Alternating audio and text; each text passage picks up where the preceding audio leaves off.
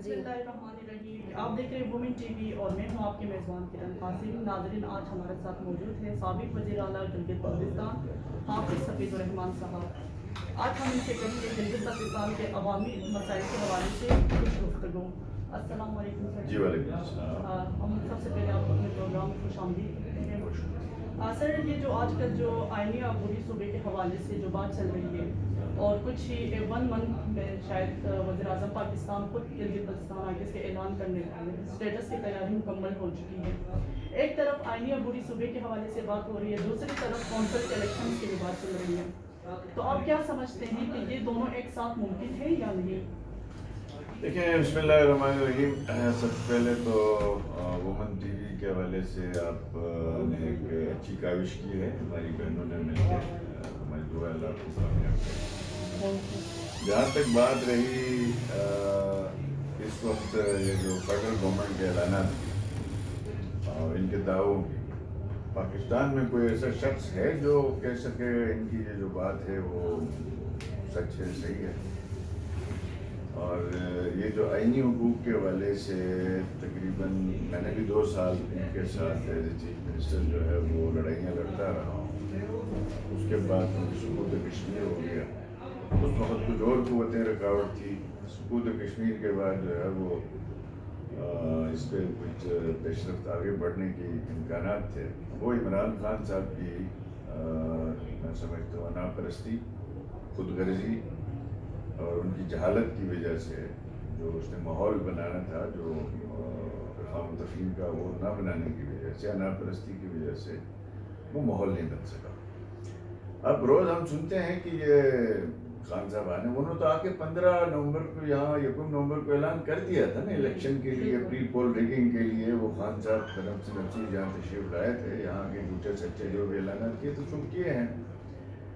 اب کبھی یہ کمیٹی کبھی وہ کمیٹی، پھر راج اسمبلی سے قرارداد وہ بھی ہو گئی ہے اور سمجھ نہیں آ رہی ہے.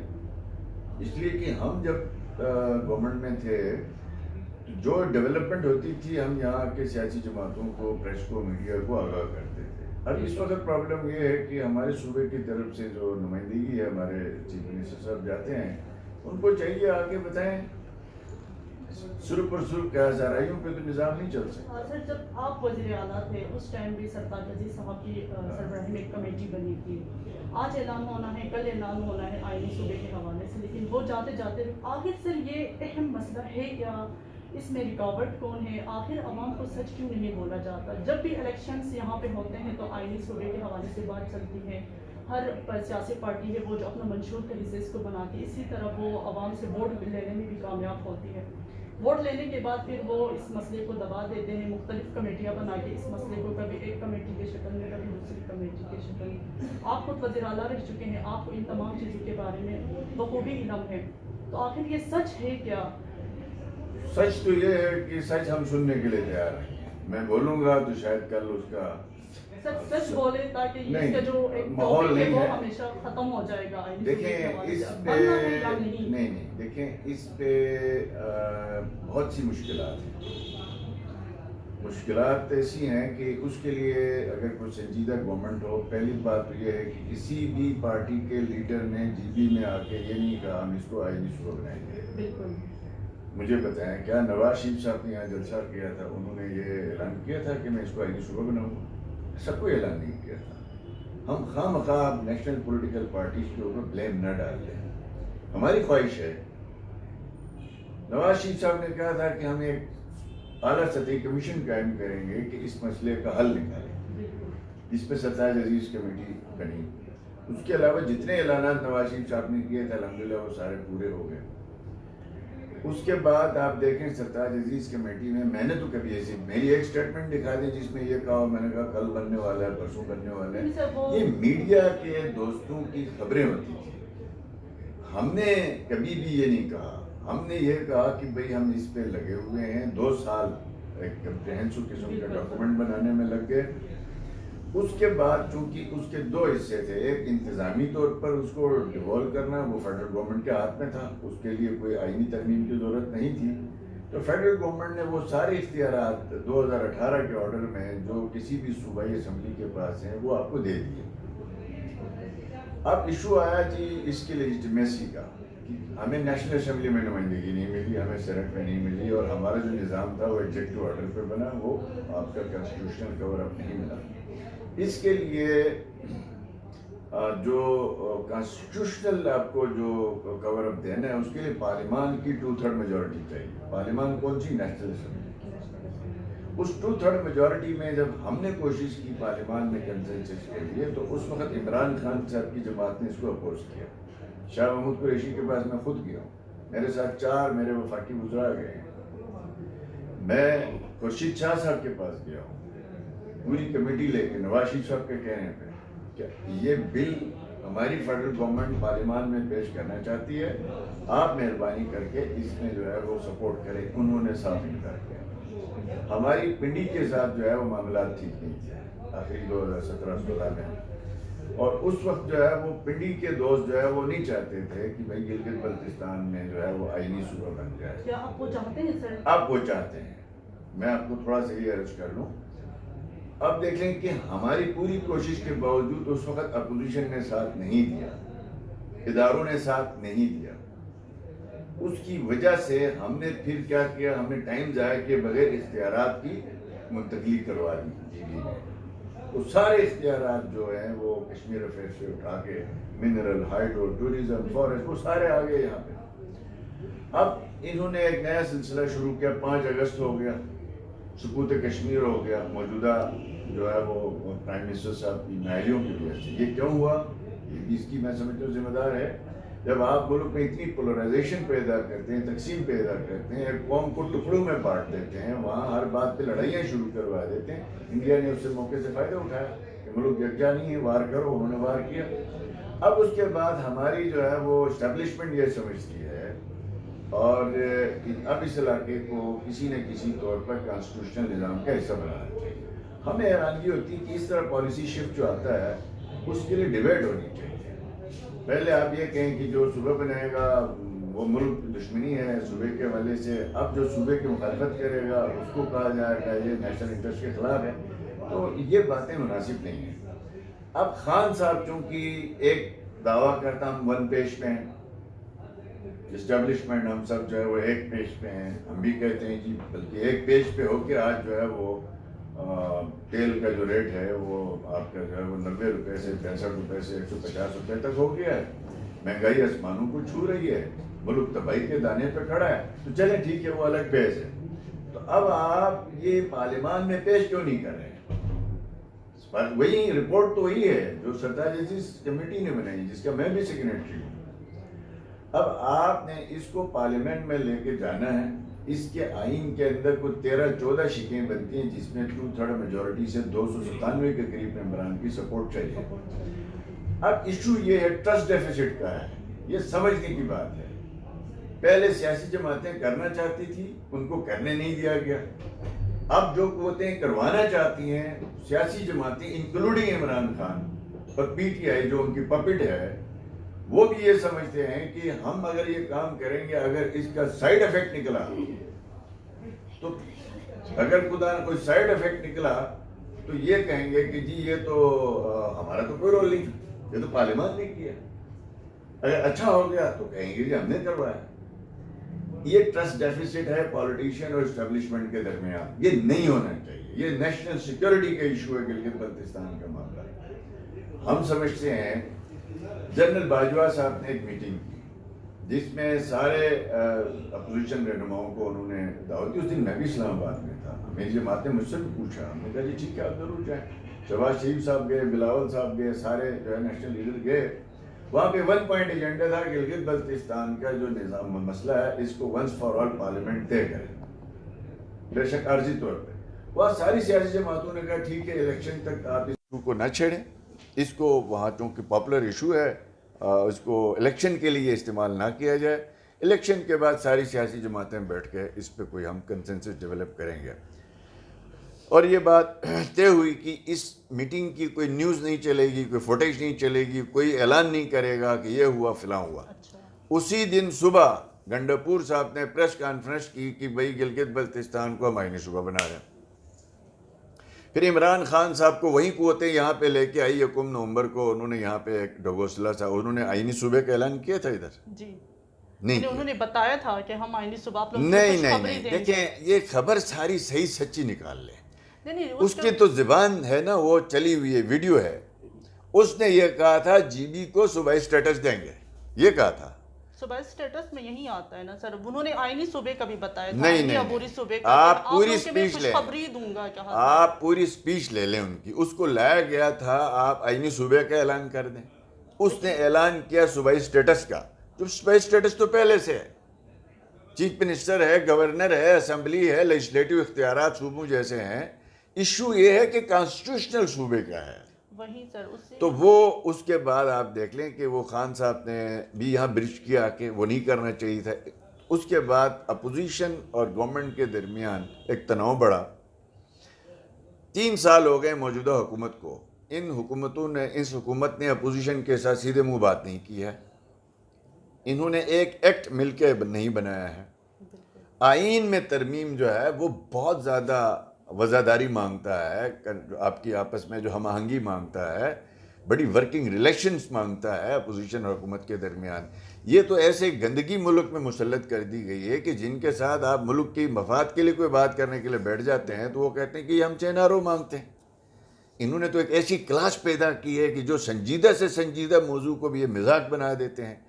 تو مجھے نہیں لگتا کہ فی الحال انہوں نے ابھی تک میری بات ہوئی اپنے پارٹی پریزیڈنٹ سے، شہباز شریف صاحب سے، کہ آپ کو ابھی تک ہمارے جی بی کے حوالے سے جو آئینی مسودہ جو ہے اس کی کوئی کاپی ملی ہے؟ انہوں نے کہا نہیں ملی۔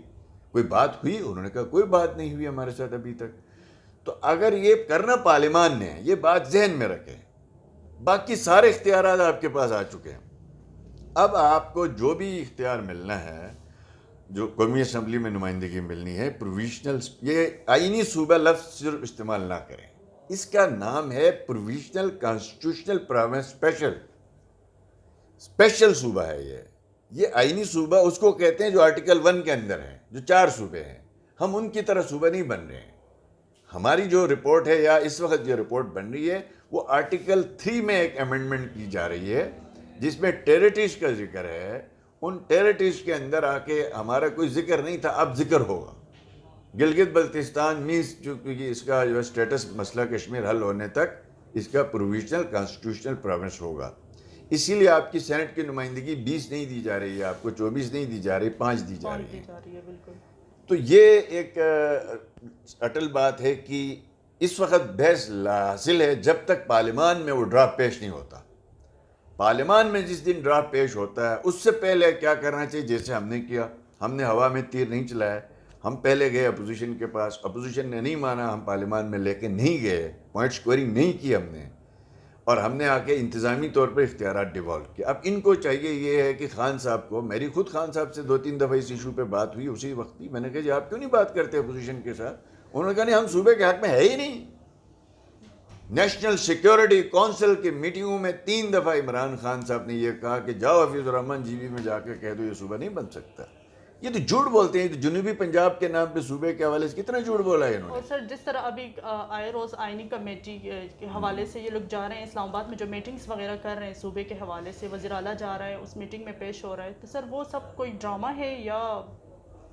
دیکھیں وہ اگر حقیقت ہے، دیکھیں چیزیں سب کچھ ہو چکا تھا، کنسنسس بھی ہوا ہے، ہم نے اس پہ اتنا کام کیا 2 سالوں میں، اس میں ادارے بھی آن بورڈ تھے، صرف پولیٹیکل کنسنسس باقی تھا۔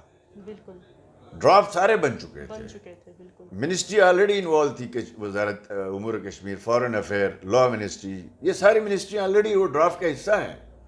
اب ایشو کیا ہے کہ پولیٹیکل کنسنسس پیدا کرنا ہے، چونکہ ہمارے یہاں پہ مسئلہ کشمیر کو ہماری سیکورٹی اداروں نے یا ہماری اسٹیبلشمنٹ نے اتنا حساس بنا دیا ہے کہ کوئی اگر کوئی درمیان کی بات کرتا ہے اس کے اوپر ملک دشمنی کا الزام لگتا ہے۔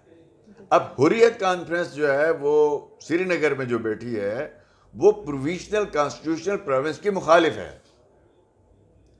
ہماری سیاسی جماعتوں کو یہ خطرہ، ووٹ ہم نے دینے ہیں، پارلیمان میں ترمیم ہم نے پاس کرنی ہے۔ کل سری نگر سے کسی بھی حکومت یا یہ موجودہ حکومت کے بارے میں ایک پریس کانفرنس ہوتی ہے کہ انہوں نے نریندر مودی والا کام کیا ہے تو وہ پھر پاکستان میں سیاست کر سکے گی؟ پھر کچھ جو ہے وہ رینٹ جماعتیں لگا دی جائیں گے ان کے پیچھے کہ یہ کشمیر فروش ہے. یہ ٹرسٹ ڈیفیسٹ ہے. تو جو کام کرنا چاہیے جو رہ گیا وہ یہ ہے کہ political consensus, all parties conference ہونی چاہیے نیشنل لیول پہ، خان صاحب کو کرنی چاہیے. یہ نیشنل سیکیورٹی کا ایشو ہے. یہ وہ شخص ہے جس نے کشمیر کے اندر جو ہے وہ سقوط کشمیر ہوا، اس نے اپوزیشن کے ساتھ ہاتھ ملانا پسند نہیں کیا. اس میں ملک میں کرونا نے تباہی پھیلا دی، اس نے اپوزیشن کے ساتھ ہاتھ ملانا جو ہے وہ گوارا نہیں سمجھا. یہ پارلیمان کے اندر آتا بھی ہے تو چھپ کے آتا ہے اور کسی سے ہاتھ نہ ملانا پڑے.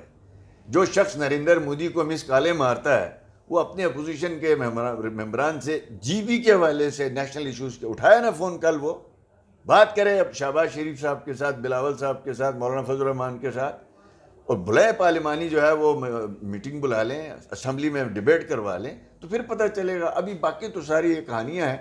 ہم نہیں سمجھ سکتے کہ بھئی ابھی کیا میٹنگوں کی ضرورت ہے جب سب کچھ ہو چکا ہے. 2 سال میں خان صاحب کی حکومت میں، ہماری یہاں جب حکومت تھی سینٹر میں خان کی تھی، 17 میٹنگیں تو اس ایشو پہ ہو چکی ہیں. اب اور کتنی میٹنگز لینی ہیں؟ خواہ مخواہ ہمارا چیف منسٹر صاحب بھاگ کے وہاں جا رہے ہیں اور بھئی یہاں پہ ایشوز ہیں، اپنے صوبے کے گورننس کے ایشوز ہیں، آپ اس کے اوپر دھیان دیں. ہاسپٹل تباہ ہیں، او پی ڈیز جو ہے وہ بند ہیں، لوگ چیخ رہے ہیں. سر اسی کے ساتھ آپ بھی وزیر اعلیٰ رہ چکے ہیں، آپ اسلام آباد میں کتنا کام ہوتا ہے، ہمارے کون سے گلگت بلتستان کے عوام کے جو مسائل ہیں وہ اسلام آباد میں حل ہو رہے ہیں. جب سے پاکستان تحریک انصاف نے حکومت سنبھالی ہے تب سے وزیر اعلیٰ آئے روز اسلام آباد میں ہوتے ہیں. تو ایسی کیا ضرورت پڑتی ہے کہ اگر ہمارے فیصلے اسلام آباد میں ہی ہونا ہے تو پھر یہاں حکومت بنانے کی ضرورت کیوں ہے؟ دیکھیں یہ حکومت عوام کی نہیں ہے، یہ ایک سلیکٹڈ حکومت یہاں پہ بنائی گئی. جس طرح بنائی گئی یہ سب کو پتہ ہے. جس پارٹی کو جو ہے آپ کو 24 میں سے 7-8 سیٹیں ملی ہوں وہ بھی انہوں نے دلائی ہوں. اکثریتی مینڈیٹ تو ان کے خلاف ہی تھا نا جی، وہ جوڑ کے بانمتی کا کنبہ انہوں نے جمع کر دیا. خیر جیسے تیسے بھی بات یہی ہے کہ میں بھی چیف منسٹر تھا اس علاقے کا. مجھے خان صاحب کہتے تھے لاک ڈاؤن نہیں کرنا ہے، میں کہتا تھا خان صاحب یہ آپ فیصلہ نہیں کر سکتے، اس صوبے کا چیف ایگزیکٹو میں ہوں. میں نے یہاں پہ اس حد تک اختیارات ڈیولپ کر دیے تھے کہ ڈی سیز کو اختیار دیا تھا کہ اگر آپ وہاں مناسب سمجھتے ہیں اپنے ضلعوں کے اندر کہ اس پھیلاؤ کو روکنے کے لیے کوئی بھی قدم اٹھانا آپ با اختیار ہے. اب یہاں آپ کے صوبے کے چیف ایگزیکٹو کو اپنے صوبے میں کرونا کے حوالے سے وہ سخت اقدامات کرنے کی بھی اجازت نہیں ہے. خان کہتا ہے نہیں کرو. اور کسی بھی معاملے میں جس علاقے کا چیف منسٹر کے معاون خصوصی گنڈپور لگاتا ہو، جس علاقے کا چیف منسٹر کے جو ہے ٹیم ہے وزراء کی، وہ جو ہے اپوائنٹمنٹ جو ہے وہ فیڈرل گورنمنٹ کرتی ہو، تو اس نے جانا ہے نا اسلام آباد میں ہر چیز پوچھنے کے لیے. ہم نے تو آج تک جو ہے وہ کسی وزیر کا مجھے نہ فیڈرل گورنمنٹ نے کہا تھا نہ اور کسی نے غلط لگایا صحیح لگایا، ہم نے خود لگائے تھے. ہم سارے فیصلے یہاں کرتے تھے. سر کس حد تک مطمئن ہیں آپ تحریک انصاف کی حکومت سے؟ میں تو ان کا مخالف ہوں. آپ کسی عام آدمی سے پوچھ لیں، اگر وہ مطمئن ہے تو چلو میں بھی سوچ لوں گا. دیکھیں کوئی قدم ہوتا ہے، کوئی ایک کام ہوتا ہے جو آپ وزیر دکھائے. اعلیٰ پہ زیادہ تنقید نہیں کرتے، آپ بڑے خاموشی سے ساری چیزیں دیکھتے ہیں. میں شخصی تنقید پہ یقین نہیں رکھتا، اور میں ان کی کارکردگی پہ تو میں میرے خیال جتنی کر چکا ہوں روز میری عادت نہیں ہے. دیکھیں ایک گورنمنٹ بنی ہے جیسے تیسے بنی ہے، اور ہم نے اتنی پولرائزیشن نہیں بنانی. ہم خان صاحب کی طرح اپوزیشن نہیں کر سکتے. فرینڈلی اپوزیشن کا رول نہیں، فرینڈلی نہیں، ہم تعمیری اپوزیشن پہ یقین رکھتے ہیں. ہم نے تجاویز دی ہیں، دے رہے ہیں. لوگوں کو سڑکوں پہ لانے والا کام ابھی قبل از وقت ہے، باقی تو سارا کام ہو رہا ہے. آپ دیکھ لیں کہ ایک حکومت کو 9 مہینے ہو گئے ہیں. اس گورنمنٹ کے فیڈرل میں اس کے جو ہے 2 سال باقی ہیں، اور ان کا ایک بجٹ تھا جو اس وقت گزر رہا ہے. اگلا جو بجٹ ہے وہ آخری ہے. تو میرے خیال میں میری عادت، میں چونکہ چیف منسٹر تھا، جب ہم پہ جائز ناجائز تنقید ہوتی تھی ہر طرح کی، جس کا سر بھی نہیں پیر بھی نہیں وہ بھی ہمارے سر پھینکا جاتا تھا، تو ہمیں دکھ ہوتا تھا. ہم اس کو گالی نہیں دیتے تھے، لیکن یہ ذہن بنایا تھا کہ ہمیں موقع اگر اس طرح کا ملتا ہے تو ہم کبھی یہ نہیں کریں گے. ہم سمجھتے ہیں کہ جیسے تیسے کوئی بھی چیف منسٹر بنا ہے، ابھی اگر ہم کام بگاڑنے میں لگ جائیں تو بڑا آسان ہے. آلریڈی ہر چیز تباہ ہے، اوپر سے ہم بھی جو ہے وہ شور شرابہ کھپ ڈال دیں تو فائدہ کوئی نہیں ہے. ہماری اس وقت جو جی بی کے اندر صورتحال ہے، 2 سال سے ڈیولپمنٹ نہیں ہے. پچھلے سال انہوں نے کرونا اور پھر اس کے بعد بڑا کرونا خان صاحب کی شکل میں یہاں پہ انہوں نے جو نازل کیا اس کی وجہ سے روکا. اب دیکھیں پورا سال آپ کا گزر گیا, ابھی تک ڈیولپمنٹ بجٹ کی ریلیز نہیں ہے. ستمبر اکتوبر کل 2 مہینے کے بعد سیزن آف ہو جائے گا, یہ سال بھی ضائع جائے گا. مجھے اس چیز سے زیادہ کنسرن ہے. پھر اس کے علاوہ گلگت بلتستان میں جو ہے وہ لا اینڈ آرڈر کی سچویشن جو ہے وہ تقریباً گورنمنٹ فارغ نظر آتی ہے. آپ دیکھ لیں آج ایک پیس کمیٹیاں بنائی گئی ہیں اور اسسٹنٹ کمشنر کے آفس میں کمانڈر ایف سی نے تشریف لے جاتے ہیں, وہاں چیف سیکرٹری تشریف لے آتے ہیں, وہاں پہ وزیر کوئی نہیں ہوتا, حکومت کی نمائندگی کوئی نہیں ہے. تو اس سے کیا لیا جائے گا کہ یہاں یا اس حکومت کی لا اینڈ آرڈر کے حوالے سے کوئی دلچسپی نہیں ہے یا گلگت کے حالات سے ان کی کوئی دلچسپی نہیں ہے. تو یہ صاف نظر آ رہا ہے. اب ہم نے بھی 5 سال گورنمنٹ کی تھی, 5 سال میں ہم نے کسی پیس کمیٹی کو نہیں بنایا تھا.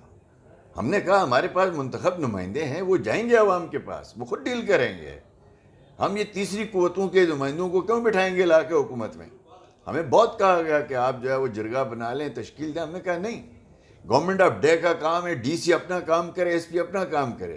اب یہ جو پیس کمیٹیاں وغیرہ بنتی ہیں, خیر ان لوگوں کی نیت پہ میں شک نہیں کرتا, وہ اپنا وقت دے کے کام کریں. لیکن میں حیران ہوں کہ یہ ایڈمنسٹریشن کے لیے اس سے سہل کام کیا ہوتا ہے کہ جرم ہو جائے آپ جرگے کے حوالے کر دیں, پیس کمیٹی کے حوالے کر دیں.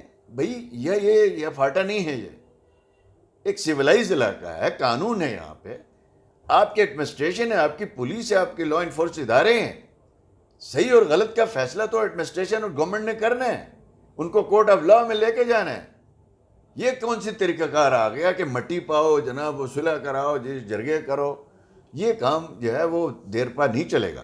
جیسے سوشل میڈیا میں مذہبی منافرت جو ہے وہ عروج پر ہے, ایک دوسرے کے اس پہ کمنٹس وغیرہ کرتے ہیں, اس کے حوالے سے بھی ان کی کارکردگی آپ کو کیسے لگ رہی ہے سر؟ دیکھیں مایوس کن ہے, اس لیے کہ یہ ہیٹ سپیچز تو اس حکومت کے پیدا کرتے ہیں. خود یہ گالیاں دیتے ہیں لوگوں کو. آپ سوشل میڈیا آج ان کے خلاف آج لکھ دینا کچھ, کل آپ کے خاندان کے سارے لوگوں کو گالیاں دی جائیں گی. یہ اس جماعت نے ایک گالم گلوچ بریگیڈ پیدا کر دی. اس جماعت نے جو ہے وہ جو خواتین کے ساتھ جو ملک بھر میں بدقسمتی سے ہو رہا ہے, اس کو پروان ان کے دھرنوں نے چڑھایا جہاں پہ جناب یہ سلوک ہوتا رہا ہے. یہ رویے ہیں, اللہ پاک جو ان رویوں کے بدلے میں جو حکمران آتے ہیں انہی سے وہی کچھ جو ہے وہ کروا دیتا ہے. میں سمجھتا ہوں دیکھیں کلیئر کٹ بات ہے, یہ ہیٹ سپیچز جو مذہبی مقدسات کے حوالے سے ہیں یہ ناقابل معافی جرم ہے.